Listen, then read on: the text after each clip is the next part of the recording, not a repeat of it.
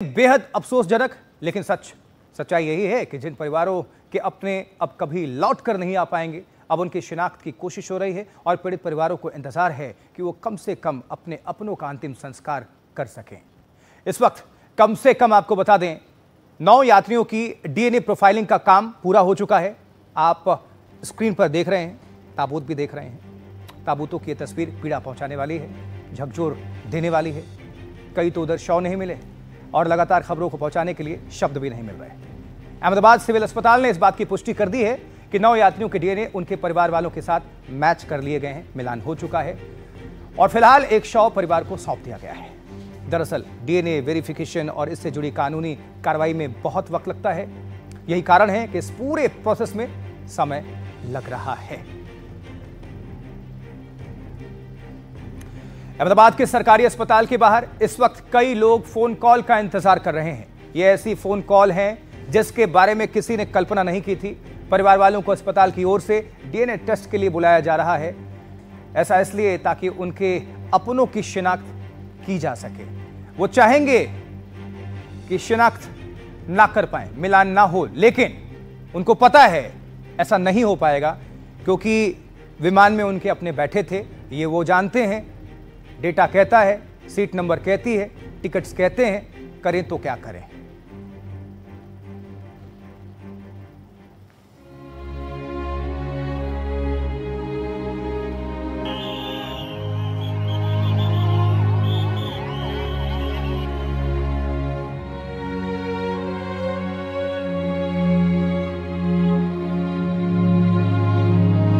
अहमदाबाद के बीजे medical college में इस समय ऐसे लोगों की भीड़ है जो अपने अपनों की शिनाख्त के लिए यहाँ पहुँचे हैं। यहाँ डीएनए टेस्ट के लिए सैंपल लिया जा रहा है। ऐसे ही लोगों में एक हैं धैर्य के चाचा उस विमान में थे जिसने लंदन के लिए उड़ान भरी और कभी अपनी मंजिल पर नहीं पहुँच पाया।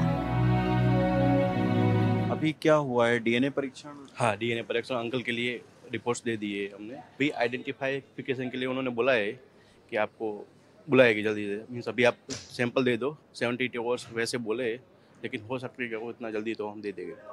मतलब ये कहा गया है कि 3 दिन के भीतर। क्योंकि क्या है कि इतनी ज़्यादा मौतें हुई तो सबका सैंपलिंग होना है तो टाइम लगेगा शायद। डीएनए टेस्ट के लिए सैंपल लेने के बाद लोगों से कहा जा रहा है कि उन्हें 72 घंटे इंतजार करना पड़ेगा। यहाँ पहुँचे लोगों में रोशनी के पिता भी हैं। रोशनी उस विमान में केबिन क्रू मेंबर थी। ये फोटो है रोशनी सौंदर्य की, जो एयर इंडिया की जो फ्लाइट में हादसा हुआ उसमें कैबिन क्रू थी। हम इस वक्त सिविल हॉस्पिटल में मौजूद है और ये डोंबिवली की रहने वाली थी। उनके पिताजी राजेंद्र जो यहाँ पर अभी डीएनए सैंपल देके आए, हमसे बात कर रहे हैं। अभी बहुत बॉडी है अंदर, 300 350, इसलिए अभी किसी को बोल नहीं सकते जैसा जिस हिसाब से होगा। अभी कल सुबह का 72 घंटे का टाइम दिया है, कल सुबह देखते हैं। डीएनए टेस्ट के नतीजे पूरी सफलता के साथ उन यात्रियों की पहचान कर लेंगे जो अब इस दुनिया में नहीं रहे।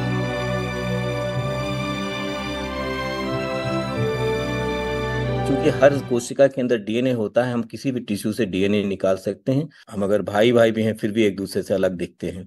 तो वो चीजें जो आती है वो हमारे डीएनए सीक्वेंस से आती हैं और उसको हम अनरेवल कर सकते हैं, उसको हम पढ़ सकते हैं इस डीएनए फिंगरप्रिंटिंग तकनीक के माध्यम से।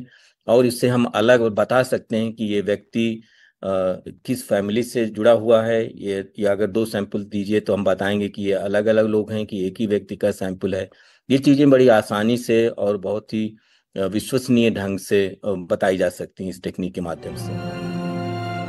स्थानीय लोग भी अस्पताल में पहुंचकर डीएनए टेस्टिंग के काम में पीड़ित परिवारों की मदद कर रहे हैं।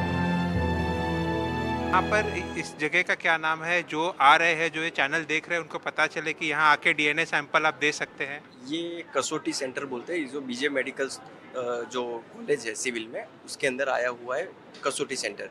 और जैसे कि जो परिजन सैंपल दे देते हैं उसके बाद उनको कहाँ रुकना है, क्या आगे की प्रक्रिया होगी, कैसे? सबका मोबाइल नंबर यहाँ पे दर्ज किया है। 72 आवर्स जो लगता है उसको पूरा प्रोसेस है डीएनए को, तो 72 आवर्स के बाद सामने से उनको कॉल भी आएगा। रहने के लिए व्यवस्था किया हुआ है यहाँ सर्किट हाउस। कॉल आएगी तो पता चलेगा कि डीएनए टेस्ट का नतीजा क्या रहा।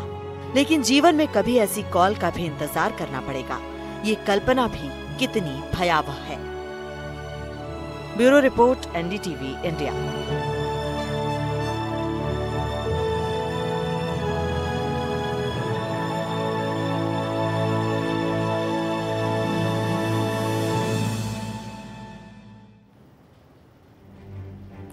स्टूडियो में हम आपको खबर बताकर ये महसूस कर पा रहे हैं दर्द कितना है, लेकिन उनसे ज़्यादा बेहतर नहीं महसूस कर पाएंगे जिन्होंने अपनों को खो दिया। किसी ने अपने बच्चों को खो दिया, बेटों को, बेटी को, पिता को, माँ को, बहन को, चाचा चाची, कोई भी रिश्तेदार हो सकते हैं।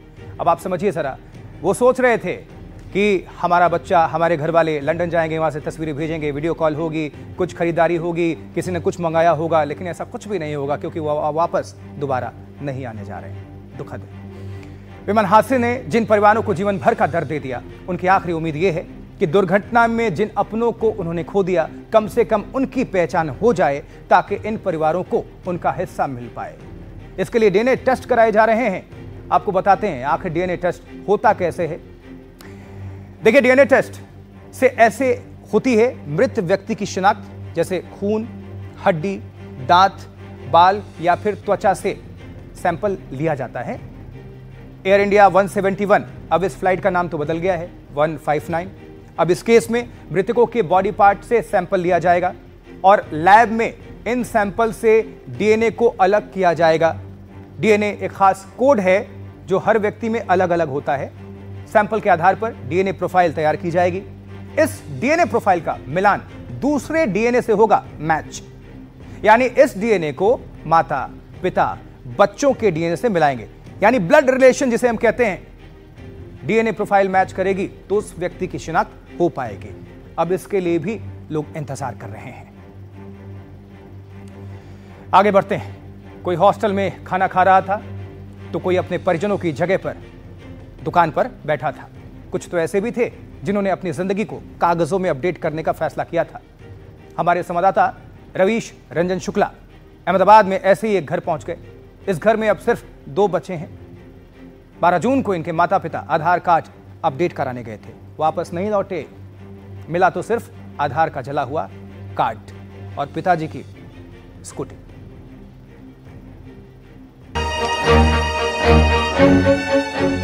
कोई हॉस्टल में खाना खा रहा था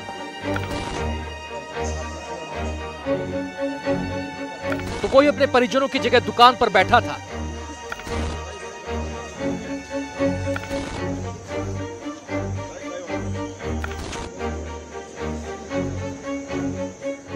कुछ तो ऐसे भी थे जिन्होंने अपनी जिंदगी को कागजों में अपडेट करने का फैसला किया था। हमारे संवाददाता रवीश रंजन शुक्ला अहमदाबाद में ऐसे ही घर पहुंचे। इस घर में अब सिर्फ 2 बच्चे हैं। 12 जून को इनके माता पिता आधार कार्ड अपडेट कराने गए थे, वापस नहीं लौटे। मिला तो सिर्फ आधार का जला हुआ कार्ड और पिताजी की स्कूटी। मैं इस वक्त अहमदाबाद के लक्ष्मी नगर के इलाके में हूं, जहां पर रणवीर जी और उनकी पत्नी चेतना, ये दोनों ही लोग आधार कार्ड को ठीक करवाने के लिए आईपी कंपाउंड गए हुए थे। ये आईपी कंपाउंड उसी मेडिकल कॉलेज के कैंपस के अंदर ही है। तो वहाँ पर वो लोग करीब 1 बजे के आसपास में गए थे और अचानक विमान हादसा हुआ और ये पति पत्नी दोनों ही लोग जो है वो दुर्घटना का शिकार हो गए। उनके बेटा और बेटी हैं और बुजुर्ग माता पिता हैं। कब गए थे, क्या बता के गए थे और फिर कैसे आपको वो पता कुछ चला? बता के गए नहीं थे। ऐसे कहा कि आधार कार्ड रिव्यू कराने हम जा रहे हैं। ऐसे 31 बजे गए थे और 2 बजे मैंने कॉल किया उनको तो दोनों का फ़ोन स्विच ऑफ ही बता रहा है। अच्छा, हाँ। फिर आपको कैसे पता लगा कि वो हादसे का शिकार हुआ? फोटो आधार कार्ड का उनको मिला है जला हुआ थोड़ा। अच्छा, जो डॉक्यूमेंट है वो जला हुआ मिला है? डॉक्यूमेंट में से एक ही मिला है, आधार कार्ड, वो जला हुआ है थोड़ा। कब वो गए थे, कैसे आपको पता चला, क्या जानकारी आपको वो मिली? 1 बजे के बाद निकले यहाँ से, बोले हम आधार चेंज करवाने जाते हैं अंदर, कुछ तकलीफ थे अंदर तो। फिर वहाँ घर आए नहीं, घर 1:30-2 बजे के बाद में हमने फ़ोन का कांटेक्ट किया, कांटेक्ट नहीं हो रहा था। फिर हम वहाँ तपास किया तो ऐसा ये प्लेन में हादसा हुआ है, वहीं जगह पे वो गए थे। जिस वक्त रवीश इस परिवार से बातचीत कर रहे थे, उसी दौरान हमारी एक रिपोर्टर मनोज्ञा क्रैश साइट पर मौजूद थी। ये तस्वीरें तो आपको याद होंगी, जब विमान का पिछला हिस्सा हॉस्टल की छत में फंस गया था। अब विमान के मलबे को हटा दिया गया है। ये देखिए, आप ये तस्वीरें देख रहे हैं, ये सीधे किस तरह से एयरक्राफ्ट को उठाया जा रहा है, एयरक्राफ्ट को हटाया जा रहा है। और ये एयरक्राफ्ट यहाँ से पूरी तरह से एक क्रेन से उठाकर एयर इसके टेल को हटाकर उस 3 तल की इमारत से हटाकर, जो कि मेडिकल हॉस्पिटल यहाँ पर हॉस्टल था, और वहां से हटाया जा रहा है इसको। प्लेन क्रैश साइट पर डीजीसीए के अलावा NSG, NDRF, FSL, fire rescue force, AAIB और सीआईएसएफ की टीमों ने मलबे का निरीक्षण किया। वहीं एयर इंडिया ने बताया कि उसने 9 बोइंग 787 ड्रीम लाइनर विमानों के वन टाइम सेफ्टी चेक्स को पूरा कर लिया है। बाकी 24 विमानों को भी इस प्रक्रिया से गुजरना होगा।